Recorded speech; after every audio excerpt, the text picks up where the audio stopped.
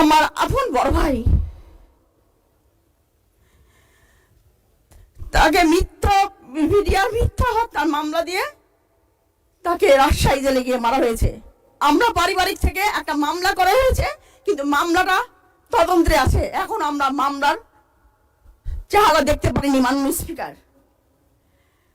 Speaker, আমার স্বামীকে যখন সন্ত্রাসীরা হত্যা করেছে তখন স্বৈরাচারী সরকার ছিল, যার আসামিদের ছাড়িয়ে দিয়েছে। কিন্তু বর্তমান তো গণতান্ত্রিক সরকার। তবে নাসিরউদ্দিন বিন্টু সহ বিডিআর সমস্ত হত্যা মামলার দ্রুত নিষ্পত্তি চাচ্ছি স্বরাষ্ট্রমন্ত্রীর কাছে।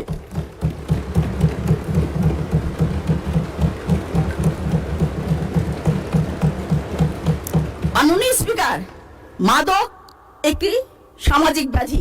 আমরাও মাদককে না বলি, মাদক থেকে মুক্তি চাই। মাদক শুধু একটা পরিবার না, একটা দেশকে ধ্বংস করে। মাদকের অভিযান পরিচালনা করার জন্য মিরপুর শাহী বাগদাদ রাদিয়াল্লাহু সাল্লাম মাদার শরীফে